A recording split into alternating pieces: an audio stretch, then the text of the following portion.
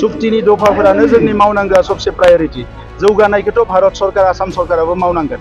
बेखौ काउन्सिलाल' नङा, भारत सरकार आसाम सरकाराबो जौगानायखौ बे एरियायाव मावनांगोन। जोंनि खामानिया जौगानायजों लोगोसे जोंनि हारि थांना थानायनि थाखाय जि सोमावसारनाय बे सुक्तिखौ 100% इमप्लिमेन्ट खालामनांगौआ जोंनि बिबान। बयहाबो बिसायख'थियाव बाथ्रा बुंनायनि मोन्थाय दङ। खालि नायबानो जाबाय जे जि ओनसोलखौ जि खुंथायखौ 5000 सुबुंनि जिउ गारनानै मोनदों, बेवहाय जाहाथे सोरबा बाथ्रा बुंनायजों जोंनि रायजो राजाफ्रा दुखु मोना, जोंनि रायजो राजानि खहा जाया, बेखौ नोजोर होबा मोजां जागोन। मानोना दिनै बिटिसि बिसायख'थिया एबा बिटिसिआ बियो जास्ट राजखान्थिनि फोथार नङा, बियो बर' माहारिनि गांनाय उखैनाय, बर' माहारिनि थांनाय थैनायनि माखासे सोंलुजों बियो सोमोन्दो लानानै दङ। नों गरायसर बियाबा UPPLनिनो दखलाव दंखायो। थांनाय 5 बोसोरावबो UPPLनि थाखायनो बे समष्टिया गोबां जौगानायनि खामानि मावनो हाबाय आरो फैगौ 5 बोसोरनि थाखायबो दिनैनि समाव नायोब्ला जोबोद क्लीन चिट जानानै दङ बे गरायसर समष्टिया। आरो जोङो बिजाथि महरै बिपुल कुमार बसुमतारी बिथांखौ जोङो फसंदों। बिथाङा गोबाव सम हारिनि थाखायबो खामानि मावदों, समाजनि थाखायबो खामानि मावदों आरो बे ओनसोलनि रायजो राजाया बिथांखौ जोबोद मोजां मोनो।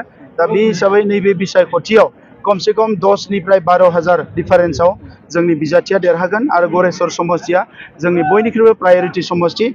आरो बेखौ नुनानै दिनै गुबुन गुबुन हान्जानिफ्राय लोब फैनानै UPPL हान्जायाव बाहागो लाफैदों आरो बेवहाय प्रायोरिटी समष्टि हिसाबै जोंबो खामानि मावदों। जोंनि booth committee, primary committee, block committee जोबोद मोजाङैनो खामानि मावबाय थादों।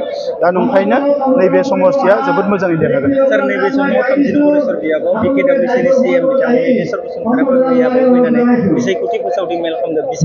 बिसायख'थियाव BJPनो भट होनांगौ होननानै रायजो राजा बयहाबो बिसायख'थियाव बाथ्रा बुंनायनि मोन्थाय दङ। खालि नायबानो जाबाय जे जि ओनसोलखौ जि खुंथायखौ 5000 सुबुंनि जिउ गारनानै मोनदों, बेवहाय जाहाथे सोरबा बाथ्रा बुंनायजों जोंनि रायजो राजाफ्रा दुखु मोना, जोंनि रायजो राजानि खहा जाया, बेखौ नोजोर होबा मोजां जागोन।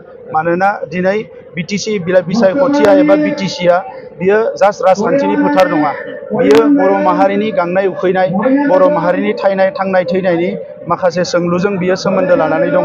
दा नंखायनो जाय दैदेनगिरियानो फैया मानो, जाय जि बाथ्रा बुङा मानो, जे थांनाय 30-40 बोसोरनि सेक्रिफाइस आरो माबायदि BSc BTC BTR जाखो बेखौ बयबो गोसोआव लाखिनांगोन आरो सोरनिबा बाथ्रा फंसे बुंनायजों जाहाथे बे ओनसोलनि खहा जाया, हारिनि खहा जाया, बेखौ नोजोर होनांगोन। सर, नैबे समाव आसाम आयेन नेमनि बुंथिगिरि बिथाङा बुंबावदों दि जिहेतु BTCआव मोन्नैबो दोलोआ BPF आरो UPPLआ जिहेतु सुक्तिनि जि दफाफोरखौ मावनायावनो बेस्थ' थायो, जौगानायनि खामानियाव गोसो होआखै। सुक्तिनि दफाफोरानो जोंनि मावनांगौआ सबसे प्रायोरिटी। जौगानायखौथ' भारत सरकार आसाम सरकाराबो मावनांगोन। बेखौ काउन्सिलाल' नङा, भारत सरकार आसाम सरकाराबो जौगानायखौ बे एरियायाव मावनांगोन। जोंनि खामानिया जौगानायजों लोगोसे जोंनि हारि थांना थानायनि थाखाय जि सोमावसारनाय बे सुक्तिखौ 100% इमप्लिमेन्ट खालामनांगौआ जोंनि बिबान। Thank you.